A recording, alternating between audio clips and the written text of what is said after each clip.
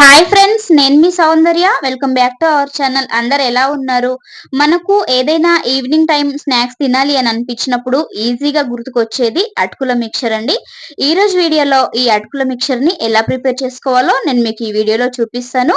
చాలా ఈజీగా, చాలా సింపుల్ గా చేసుకోవచ్చు. టేస్ట్ చాలా చాలా బాగుంటుంది. మరి ఇంకెందుకు ఆలస్యం, ఈ అటుకుల మిక్చర్ ని ఎలా ప్రిపేర్ చేసుకోవాలో ఇప్పుడు ఈ వీడియోలో చూసేద్దాము. చూడండి, నేనైతే ఇక్కడ ఒక పావు కేజీ వరకు అటుకుల్ని తీసుకున్నానండి. ఇలా దొడ్డుగా ఉన్న అటుకుల్ని తీసుకోండి. మీరు కావాలనుకుంటే పేపర్ అటుకులను కూడా తీసుకోవచ్చు. నేనైతే ఇక్కడ దొడ్డటుకులతోనే ఈ అటుకుల మిక్చర్ ని ఎలా ప్రిపేర్ చేసుకోవాలో నేను మీకు ఈ వీడియోలో చూపించబోతున్నాను. ఈ అటుకులను అయితే పక్కన పెట్టేసుకోండి. ముందుగా స్టవ్ వెలిగించి ఒక ప్యాన్ పెట్టుకోవాలి. ప్యాన్ వేడయ్యాక మనం ముందుగా తీసుకున్న అటుకులను అయితే ఇందులోకి యాడ్ చేసుకోవాలి. ఈ ప్యాన్ లోకి అటుకుల్ని వేసుకున్న తర్వాత గ్యాస్ ని మీడియం ఫ్లేమ్ లో పెట్టి నెమ్మదిగా ఈ అటుకులను అయితే ఫ్రై చేసుకోవాలి. ఇలా ఫ్రై చేయడం వల్ల మనకు అటుకులు అనేవి చాలా క్రిస్పీగా తయారవుతాయి. టేస్ట్ అనేది చాలా బాగుంటుంది. చూడండి, మనకు అటుకులు అనేవి ఇలా బ్రేక్ చేసినప్పుడు ఈజీగా బ్రేక్ అవ్వాలి. మనకు అటుకులు అయితే ఫ్రై చేసుకోవడం అయిపోయింది కదా. ఇప్పుడు ఈ అటుకుల్ని ఒక బౌల్లోకి అయితే తీసేసుకోవాలి. ఇలా బౌల్లోకి తీసుకున్న తర్వాత ఈ బౌల్ ని పక్కన పెట్టేసుకోండి. ఇప్పుడు అదే స్టవ్ పైన మరొక ప్యాన్ పెట్టుకోవాలి. ప్యాన్ పెట్టేసుకొని కొద్దిగా ఆయిల్ అయితే వేసుకోండి. ఆయిల్ వేడైన తర్వాత ఇందులోకి ఒక కప్పు వరకు పల్లీలను తీసుకోండి. ఈ పల్లీలని ఆయిల్లో వేసుకోండి. ఆయిల్లో వేసేసుకొని గ్యాస్ ని మీడియం ఫ్లేమ్ లో పెట్టి నెమ్మదిగా మంచి గోల్డెన్ బ్రౌన్ కలర్ లోకి వచ్చేంత వరకు బాగా ఫ్రై చేసుకోవాలి. హై ఫ్లేమ్ లో పెట్టామనుకోండి మనకు పల్లీలు అనేవి బాగా ఫ్రై అవ్వవు. కాబట్టి ఇలా మీడియం ఫ్లేమ్ లో పెట్టి బాగా ఫ్రై చేసుకోండి. చూడండి, మనకు పల్లీలు అనేవి బాగా వేగిపోయాయి కదా. ఇప్పుడు ఇందులోకి ఒక టేబుల్ స్పూన్ వరకు ఆవాలను కూడా యాడ్ చేసుకోవాలి. ఇందులోనే ఒక హాఫ్ టేబుల్ స్పూన్ వరకు జీలకర్రని కూడా యాడ్ చేసుకోండి. ఒక కప్పు వరకు పుట్నాల పప్పుని కూడా యాడ్ చేసుకోవాలి. ఈ పుట్నాల పప్పుని యాడ్ చేయడం వల్ల మనకు టేస్ట్ అయినా ఫ్లేవర్ అయినా చాలా బాగుంటుంది. ఈ పుట్నాల పప్పు అనేది ఆప్షనల్ అండి, మీకు నచ్చితే వేసుకోవచ్చు, లేకపోతే లేదు. ఈ ఆవాలు, జీలకర్ర, పుట్నాల పప్పు బాగా వేగే వరకు ఇలా కలుపుతూ బాగా వేపుకోండి. చూడండి, మనకు పుట్నాల పప్పు కూడా చాలా బాగా వేగిపోయింది కదా.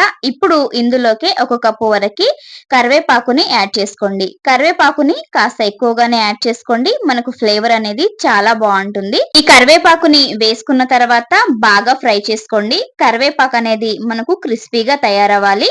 అప్పటి వరకు బాగా ఫ్రై చేసుకోండి. నా ఛానల్ ని కనుక ఫస్ట్ టైం చూస్తున్నట్టయితే ప్లీజ్ అండి సబ్స్క్రైబ్ చేసుకొని సపోర్ట్ చేయండి.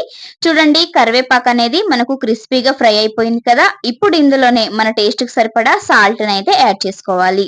నేనైతే ఇక్కడ కొద్దిగానే సాల్ట్ ని యాడ్ చేస్తున్నాను, మరీ ఎక్కువగా యాడ్ చేసుకోకండి. ఒక టేబుల్ స్పూన్ వరకు పసుపుని కూడా యాడ్ చేసుకోవాలి. ఈ పసుపుని, సాల్ట్ ని యాడ్ చేసుకున్న తర్వాత ఒకసారి బాగా కలిపేసుకోవాలి. పసుపుని యాడ్ చేసుకున్న తర్వాత గ్యాస్ ని లో ఫ్లేమ్ లో పెట్టుకోండి. లేదంటే పసుపు అనేది మొత్తం మాడిపోయి బ్లాక్ కలర్ లోకి చేంజ్ అయిపోతుంది. కాబట్టి లో ఫ్లేమ్ లో పెట్టి ఫ్రై చేసుకోండి. చూడండి, మనకి ఇలా ఫ్రై అయిపోయిన తర్వాత మనం ముందుగా ఫ్రై చేసుకొని పెట్టుకున్న అటుకులను అయితే ఇందులోకి యాడ్ చేసుకోవాలి. ఈ అటుకుల్ని ఇందులోకి యాడ్ చేసుకున్న తర్వాత మెల్లిగా కలుపుకోవాలి. ఈ అటుకుల్ని కలుపుకునేటప్పుడు కూడా గ్యాస్ ని లో ఫ్లేమ్ లోనే పెట్టి బాగా ఫ్రై చేసుకోండి. మనకు ఈవినింగ్ టైంలో ఏదైనా స్నాక్స్ కావాలి అని అనిపించినప్పుడు ఇలా చిటికలో ఈ అటుకులను అయితే ప్రిపేర్ చేసుకోవచ్చండి. టేస్ట్ చాలా చాలా బాగుంటాయి. ఇలా బాగా కలిపేసుకున్న తర్వాత ఇప్పుడు ఇందులోకి ఒక టేబుల్ స్పూన్ వరకు అయితే కారాన్ని యాడ్ చేసుకోవాలి. మనము ఈ కారాన్ని ముందుగానే యాడ్ చేసుకున్నాం అనుకోండి మనకు ఆయిల్లో బాగా మాడిపోతుందండి. కాబట్టి లాస్ట్ లో యాడ్ చేసాం అనుకోండి మనకు టేస్ట్ అనేది బాగుంటుంది. ఇలా కారాన్ని యాడ్ చేసిన తర్వాత ఒకసారి బాగా కలిపేసుకోండి. ఇప్పుడు సమ్మర్ హాలిడేస్ కదా, పిల్లలు ఏదో ఒక స్నాక్స్ కావాలని అడుగుతూ ఉంటారు. అలా అడిగినప్పుడు ఈజీగా ఇంట్లో ఏం లేవని చెప్పేసి బయట నుండి ఏదో ఒకటి ఆర్డర్ పెడుతూ ఉంటాము. అలా బయట నుండి ఆర్డర్ పెట్టకుండా బయట ఫుడ్ ని అవాయిడ్ చేసేసి ఇంట్లోనే ఇలా ఈజీగా స్నాక్స్ చేసి పెట్టండి. పిల్లలు చాలా ఇష్టంగా తింటారు. వాళ్ళ ఆరోగ్యానికి కూడా చాలా మంచిది. చూడండి, మనకు అటుకులను అయితే కలిపేసుకోవడం అయిపోయింది కదా. అంతే అండి, అటుకుల మిక్చర్ అయితే మనకు రెడీ అయిపోయింది. ఇలా రెడీ అయిన అటుకుల్ని ఒక ప్లేట్ లోకి సర్వ్ చేసుకోవడమే. ప్లేట్‌లోకి సర్వ్ చేసేసి పిల్లలకి ఇచ్చామంటే పిల్లలైతే చాలా ఇష్టంగా తింటారండి. మనకు ఈ అటుకులనేవి క్రిస్పీగా టేస్ట్ మాత్రం భలే బావుంటాయి. ఈ అటుకులు మనకు చాలా ఎక్కువ రోజులు నిల్వ ఉంటాయండి. ఈ అటుకుల మిక్చర్‌ని చిన్న చిన్న ఫంక్షన్స్‌లో ఎక్కువగా ఉపయోగిస్తూ ఉంటారు. ఈ అటుకుల మిక్చరు టీ టైమ్ స్నాక్స్ లాగా కూడా చాలా బాగా ఉపయోగపడుతుంది. చూసారు కదండీ! చాలా ఈజీగా, చాలా సింపుల్‌గా ఈ అటుకుల మిక్చర్‌ని ఎలా ప్రిపేర్ చేసుకోవాలో నేను మీకు ఈ వీడియోలో చూపించాను కదా! మరి నా ప్రాసెస్ కనుక మీకు నచ్చితే మీరు కూడా ఒకసారి తప్పకుండా ట్రై చేయండి. మీకెలా కుదిరిందో కామెంట్ బాక్స్‌లో కామెంట్ చేయండి.